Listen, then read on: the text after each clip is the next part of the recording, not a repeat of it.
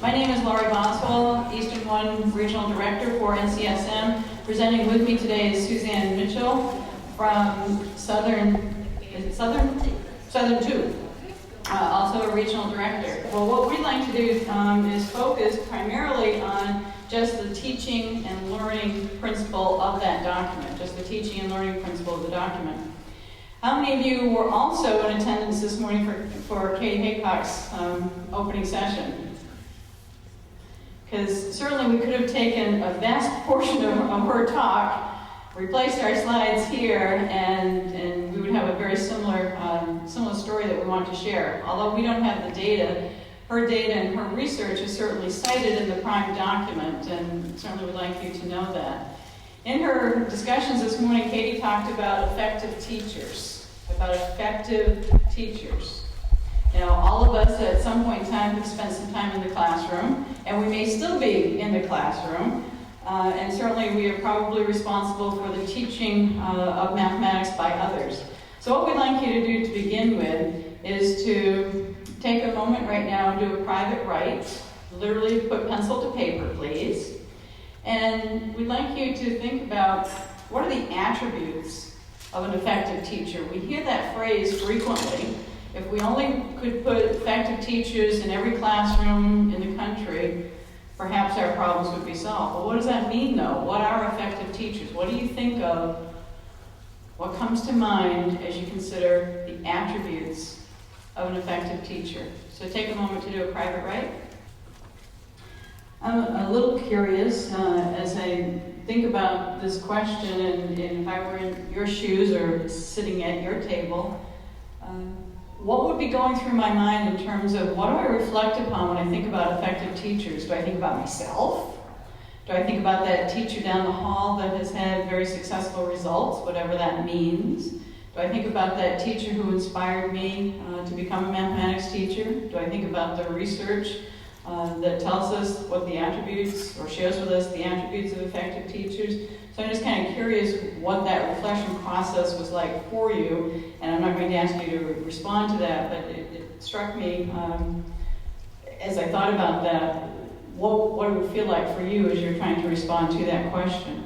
Well, certainly in the prime document, it talks about the 4 attributes being having knowledge of certainly content and pedagogy, connections, student learning, and the school and culture and expectations. And I want to take a moment and talk a little bit about each one of those attributes. Certainly when we think about content and pedagogy, I think we've all been around long enough so that we've heard high school teachers say, I teach mathematics, and elementary teachers say, I teach students. I think we're at the point now where we need mathematics teachers to teach students. That it has to be both, that we can't settle for just someone having a content background nor having just the pedagogy understanding or knowledge of pedagogy. That has to be both. So it's not one or the other, but effective teachers certainly possess both. Certainly teachers know the connections among mathematical ideas. And as a few speakers were talking this morning, I think it was when Diane Byers was speaking and talking about her algebra project, I was thinking about the connections between algebra and geometry. When I teach algebra to my students and we're talking about slope, do I understand the underlying principle there, and that my students need to know something about similarity in order to be successful in thinking conceptually about the concept of slope? When I'm teaching middle school, my students are talking about addition of fractions. Am I connecting that to the knowledge that they're going to need as they add like terms in an algebra class? So teachers need to have a knowledge of the connections among mathematical ideas, and I would also argue that they need to have a knowledge of connections K through 12, that it's not enough as a 9th grade teacher or as a 4th grade teacher to understand my content and the connections within that grade level, but certainly the connections up and down the K-12 curriculum. We need to have knowledge about student learning, and certainly there is enough of that out there now, and in some of the prior talks already this morning, people have been referencing the knowledge that we've now gained in the last 15 to 20 years as we've really become serious as a country, or as a profession anyway, about studying how students learn and come to understand the mathematics. And the last one, effective teachers know something about their school culture and the expectations, that each one of us has a story in terms of the context within which we do our teaching and the context within which we do our leading. That I can't answer questions specific to your school because I don't know your students, I don't know your administration, I don't know the teachers whom you're trying to lead. But certainly understanding, for you to understand the culture and the expectations that are happening within your building or within your school district or within your system is certainly essential in terms of your effectiveness, not only as a teacher, but certainly your effectiveness as a leader. Well, what we'd like to do now, I think Suzanne has passed out the handout, we'd like to look a little bit further about your role as a mathematics leader. And so let's presume for the moment, I think it's a good presumption, that we're all effective teachers. We'll make that presumption now. But as leaders, we need to possess more than just that content knowledge and connections, etc. from the last slide. We also have to have some understanding about the context within which we're doing our job. And so we'd like you to take a few minutes right now and discuss with the people or the person that you're sitting with some of the issues and the trends that you face in the teaching of the mathematics and also the learning on part of the students.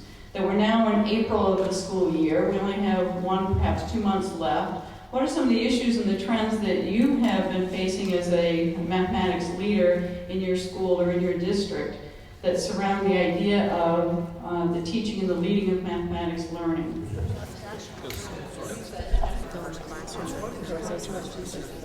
I think you found out a little bit more about one another's school districts or settings. And I know as I walked around, and as Suzanne walked around, there were certain things that we heard that probably would not surprise anyone in the room. How many of you talked about accountability in terms of either NCLB or state testing? How many of you talked about 8th grade algebra for all students? Only a couple tables back there. The issue of homework. Either students don't do the homework, or perhaps you're in one of those districts where parents don't believe you should assign homework, that work should be done at school and not at home. Was homework a discussion by any of the tables? I didn't explicitly hear it. How about a lack of knowledge of how to differentiate the teachers that we work with, or perhaps the coaches that we're working with? Lack of teacher content knowledge. Teacher isolation and collaboration. Teachers working in isolation and not collaborating, or teachers who are collaborating. How about too much content, not enough time? Clearly, I mean, this is state testing time in many districts, and so not enough time to teach the content that we're required to do. Low expectations, more equity in instruction. Low expectations, I heard that from several tables and the students that we're working with. Teachers do not teach the same things. I don't know if they're renegades or not, but they're not teaching the same thing. You walk down the hallway, they're all 4th grade classrooms, and gosh, you wouldn't know that they're all the same school district. And there's a tension between the conceptual understanding and the basic skills. If I simply teach those basic skills, that sooner or later the conceptual understanding will come along. Was that a discussion at any of the tables? Certainly these are some of the responses that we've heard in the past in terms of the issues that we as educators deal with when we're thinking about trying to move forward with the teaching and learning of mathematics by all students. And certainly there are many challenges that we face, and we hope that the prime document gives us some understanding and some guidance as to how do we address those. Because just as Katie was saying this morning, we can make a litany, we can make a list of all of those issues. We can't focus on all of them. So what is it that you as a mathematics leader will choose to focus on? I'm going to ask Suzanne to come up now. Is there anyone in here that does not have a prime document? Lots of you don't. Okay, so my question is, why prime? Why me? And why should you get involved? Well, Richard Elmore has said that for us to move adults, there are 3 things that we have to do. Leadership is more than just knowing the content, and you as leaders certainly know the content. But you've got to become very skillful at how to maneuver, I use the word manipulate, how to move the adults you work with ahead. And so one of those is in the technical area. You've got to have instructional expertise and the accompanying knowledge of practice that promotes adult learning. So you yourself have to have instructional strategies, best practices, things that you can model for the teachers you work with. You also have to have some type of managerial knowledge, and that means knowledge about organizational design and resource allocations. So you need to immediately, if you're new at this job or even if you've been there a while, figure out how to get hold of the resources teachers need. They don't always know what they need. And then how to manage the people and the resources. The third is socio-political. And that's a place where people don't usually want to get involved in the politics, but if you become a leader, you have influence.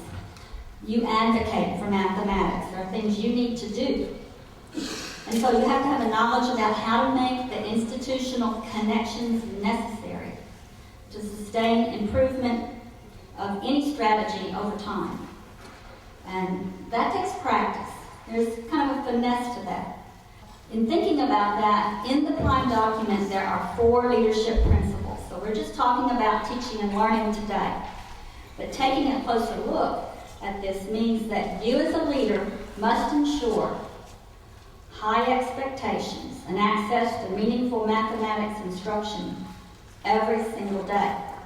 So let's talk a minute about what Lambert says in Prime. It's on page 6 if you have your document with you. But she talks about leadership. It's about learning that leads to constructive change. So think about anything you've been involved with as a leader in this past year, from September until now, April. Did you see any change in your teachers? Did you see any change in how they work together? Did you see any change in student data as you look at it over time? See, leadership's not about telling people what to do and when to do it. But it's about learning, about sharing a common purpose with those that you lead. So you have to have a vision and be able to convince those that you lead that you can walk the walk, not just talk the talk. And there's 2 places underlined here. You need shared purpose, but leading is also a shared endeavor, and so you cannot do it all by yourself. There are 3 stages in this Prime booklet that you need to think about. Leaders are at all different stages, and all through the book you may be stage 1 in one area, but stage 3 in another area. So let's look at the stage 1 just a second. It's leadership of self. Do you know how to do the leadership act, and are you able to model that for the teachers that you work with? The leadership of self-knowledge is that the leader is respected for his and her knowledge and teaching and learning skills. So you wouldn't have been asked to do the job that you're doing if you didn't have those skills, but maybe you have some weak areas. You need to be a big enough person to admit where those are and work on those yourself. Now the second is leadership of others, where you can collaborate and implement actions. This stage emphasizes collaboration among students and teachers and administrators. And this leader is respected for interpersonal skills and commitments for leading the change.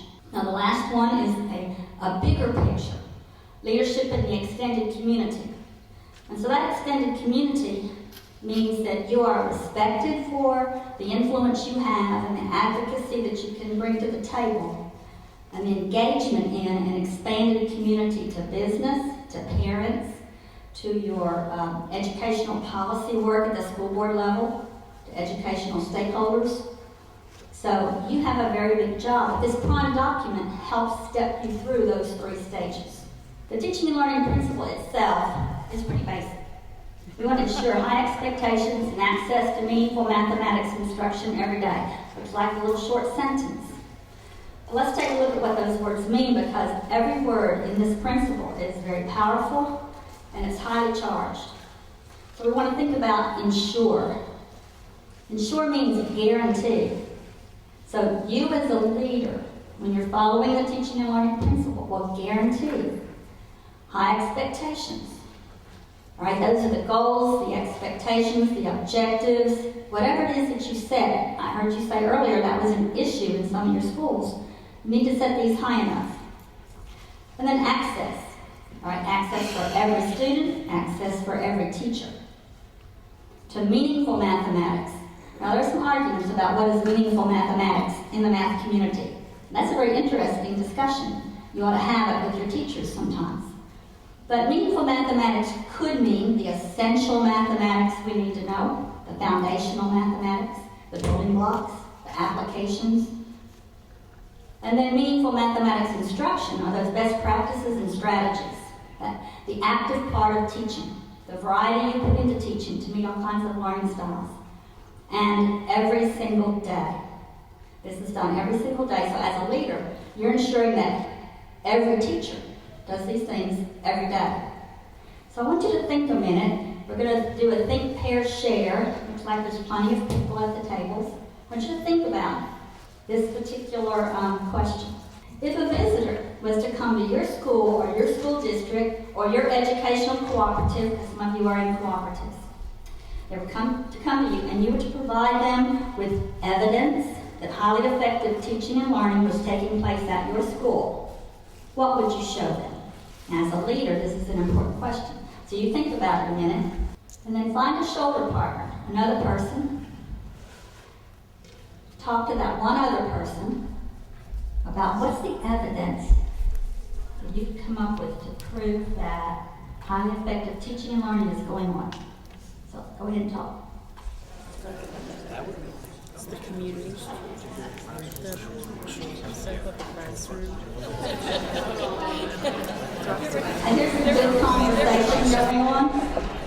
I heard one table say part of the evidence would be through discourse. One said I would go take the visitor to my first grade classroom, my best first grade teacher. I heard confession that they would struggle with this, that this is difficult. And they're right. This is difficult. This is the heart of it. This is the heart of leadership right here. What evidence are we going to present that this is happening in every classroom for every student every day? Because if it's not, it ought to be happening. That's the vision of this document. It ought to be happening. And it can't happen without the collective efforts of the people sitting in this room. You can't walk out of here today and not change something that's happening, because I suspect, I think, I would claim this is not happening for every student in every class every day in your district. We are responsible for making that change. We have to be passionate about wanting to see that change. This is hard, but that's what the document is calling us to do. All right, so does anything that you talked about personally or that you heard fit into any one of these three categories? Because this is what every leader needs to ensure. And you're almost grading yourself right now as you go through this. As a leader of the teaching and learning process, you must ensure that every teacher, as every single teacher, has knowledge of mathematical content and pedagogy. It does not mean that you have to know all the math content, but you do need to know where to get the resources to come in and help teachers who have problems with either content or pedagogy. Also, every leader, you must ensure the teacher has deep knowledge of the connections among the mathematical ideas, such as how are algebra and geometry related or integrated. You'd be amazed at how many teachers do not understand that. And how are number patterns used in nature? And how is mathematics important to art and music? And you, every leader in this room, do you know if a teacher gives a lot of D's and F's, what's the reason? Is learning taking place? What's the evidence? Then you as a leader must pursue what needs to be done to change in that classroom, to help that teacher. And you, every leader in here, must have a thorough understanding of how students learn, because many of their teachers really don't. And that's every student. How do they learn? Teachers must know a lot different types of teaching styles to meet the learning styles. And then as the leader, you have to help the teacher understand the school culture in which they're teaching. These are the 3 indicators. Remember, there are 4 principles. We're only focusing on teaching and learning today, and these are the 3 indicators for us as mathematics education leaders. The 3 indicators. We're only going to focus on the first indicator of one of the principles. And that first indicator says every teacher pursues a successful learning of mathematics for every student. So we want to try to tackle that. What would that look like as a stage 1 leader to make sure that we ourselves understand that indicator and are successful with it before we move to stage 2 leadership when we try to lead others, and certainly before we lead in stage 3 to our system or our broader district. So the problem is not that difficult at this hour, I don't think, but let's see.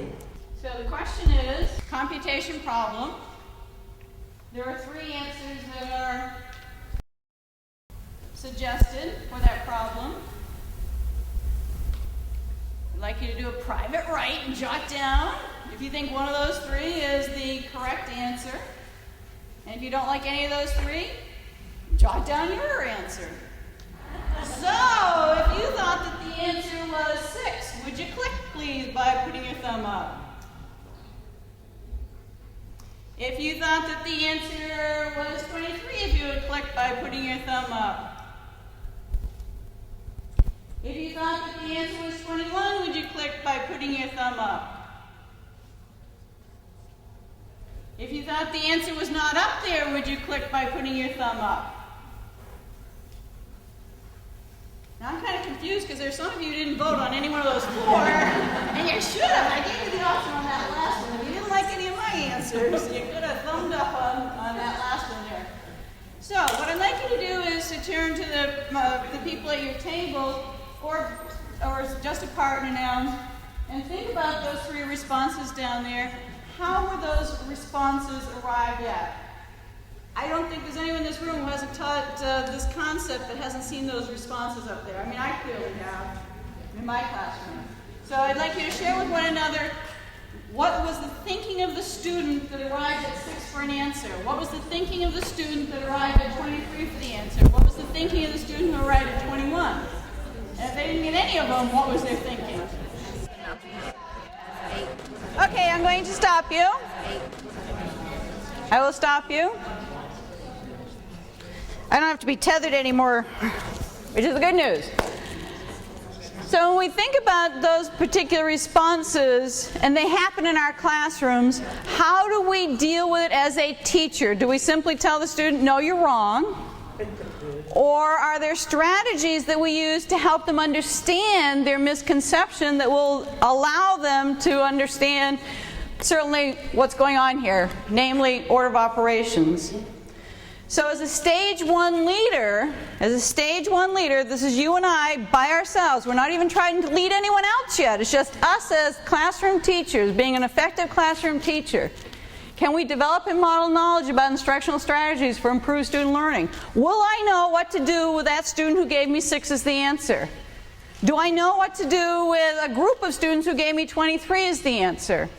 What do I do if half of my students give me 23 as an answer and half of my students give me 21 as an answer? If I can't answer that, I can't lead other teachers yet. I need that knowledge.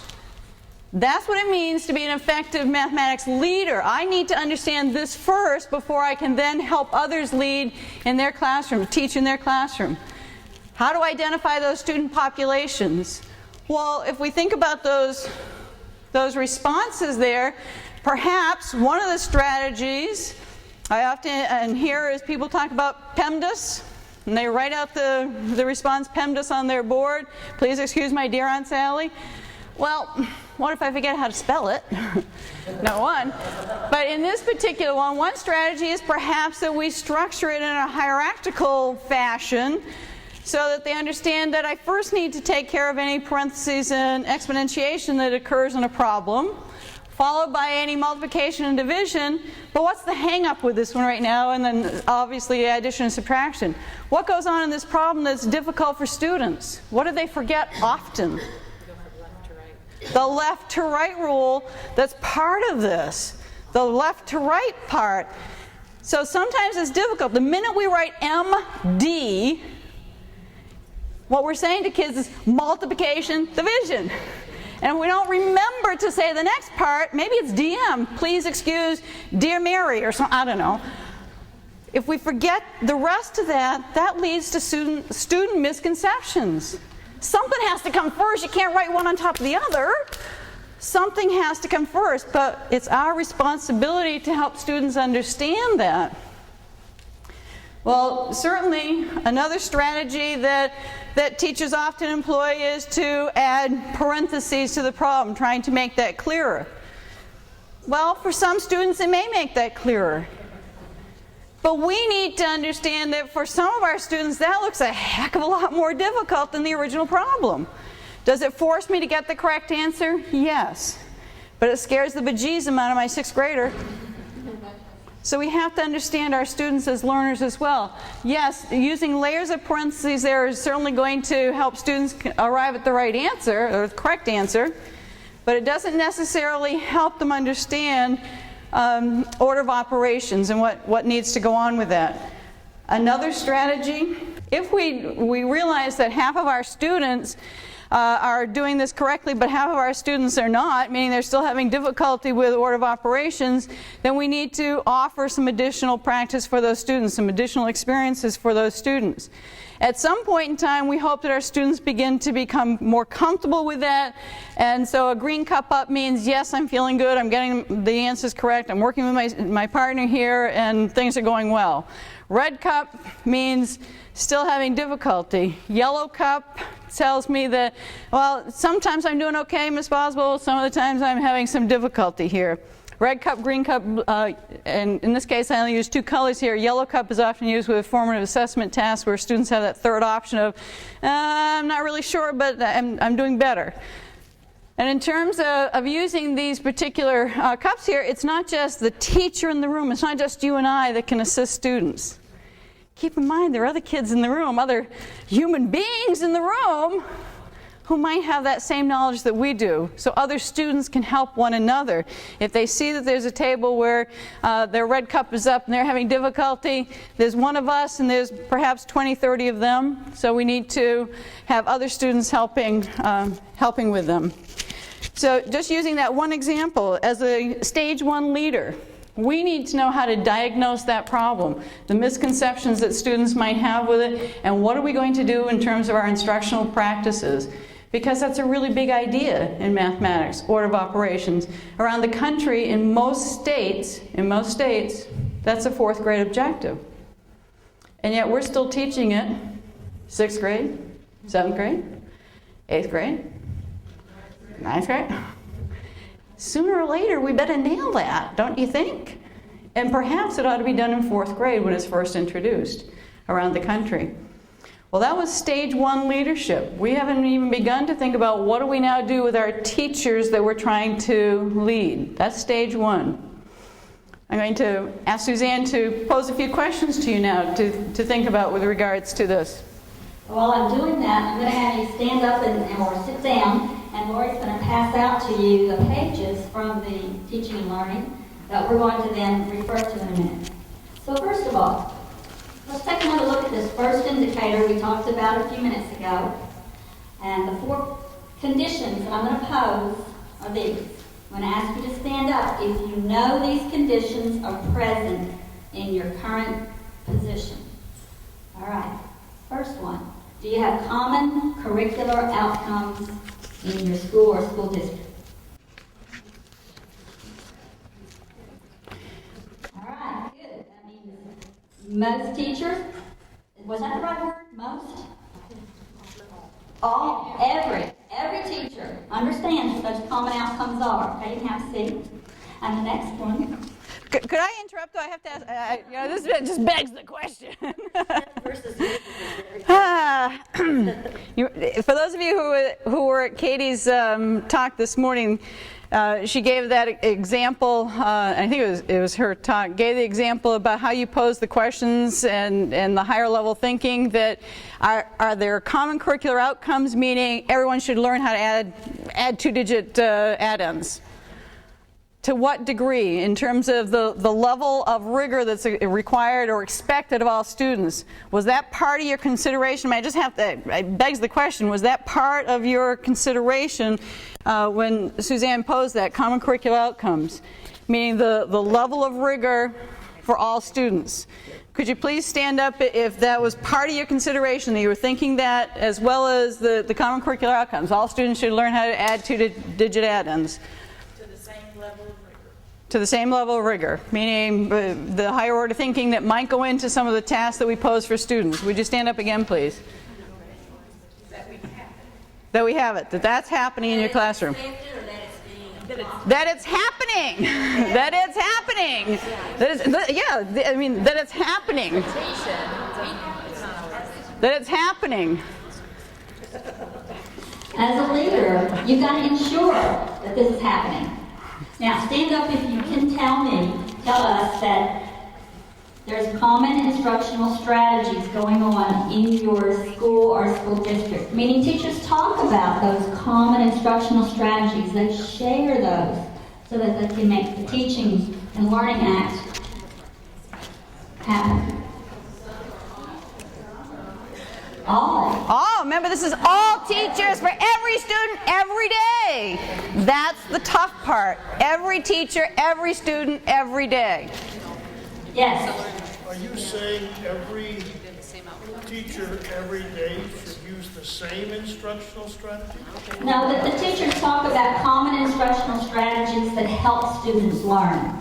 So if a teacher comes into a teacher's meeting and says, I'm really having trouble with this group of students, do you know another strategy? Is there some other kind of common strategy you use that I could also use? And can we share these things? Or is it only those teachers who teach the advanced classes that have knowledge of that information, but let's not share it with everyone yet, because there are some teachers who are teaching the other sections. Let's try one more condition here. The next one is, do you have collaborative planning going on in your, by grade level, by discipline, in the mathematics department? All right. Collaborative planning. Everybody comes with a good attitude, and they're all willing to, there goes and you're going to plan, all the Algebra 1 teachers or all the 6th grade teachers are going to do common planning together so that they can keep a common curriculum pacing. How about common curriculum pacing? Do you have that? Good. Common curriculum pacing. Now the big question is, go ahead and sit down. What happens when you don't have these? What happens when you don't have common outcomes and common instructional strategies, collaborative planning, or common curriculum pacing? Anybody think about what might happen? Or what is happening? Inequity, yes. Lack of access. Students that fall behind and fall through the cracks and the gap gets larger. You are the leaders. Every leader must ensure that every teacher collaborates, plans together, works on common tests, common pacing. That's what we mean here. All right, so let's take a look at stage 2. If you turn to page 26 in the paper that you were just given, I would like you to look over the information about stage 2, which is collaboration and implementation. Hopefully you're underlining or highlighting some key words here like, you must become skillful at engaging teacher teams to collaborate about content. As a math leader, you must engage teacher teams who collaborate about instructional strategies. This takes more than one meeting a month or one meeting every 9 weeks. You should be aware when math teachers isolate themselves, as we mentioned earlier today, and do not interact with other math teachers. So you have to finesse, use that persuasion to get them to collaborate. And you as a math leader must ensure that the implementation of the math program has integrity regarding the curriculum planning, the pacing, and the instruction. So this all goes back to what Katie Haycock said about high expectations and understanding the outcomes that you want, where you're going, map that out with rigor, and you must collaborate together. So you've got to figure out how to do that. Now look at stage 3. Now we're moving to advocacy and leadership regarding the extended community. Now in stage 3, you're analyzing current status of student achievement on local and state assessments. You ensure periodic review, not just for you as the leader, but do you sit down with every individual teacher and look at those scores for the student, the classroom, the department, or school? And then do you look at this sort of thing? Think about the order of operations question we just talked about a few minutes ago. Is that a systemic problem across teachers in your school, across schools in your school district? Or is it isolated to that one teacher who might not have the content? And you might need to figure out what it is the teacher does not know. So you have to think about this in your local context. Also, you must collect trend data that's going to inform the mathematics program decisions. Spending money. You might have to go out and talk to the local chamber of commerce for your superintendent, or to the school board about your math program. So here's where you have to develop a systemic plan for continuous improvement. And you have to develop a sphere of influence across various constituencies. All right, so as we look at this, we want to think about your next steps. So you've heard what we had to say about teaching and learning. And right on this paper or any other paper we've given you, we want you to just write down what specific action or behaviors do you need to make, you yourself individually, between now and June 1st to support greater collaboration among the teachers with whom you work so that you can develop that into an action. Things that we can list that we can't change. I mean, we can't change the funding that our school either does or does not receive. But we sure can change the attitude that we bring to our classroom. There are things that can change. What is it that we are going to focus on? What will you commit to focus on?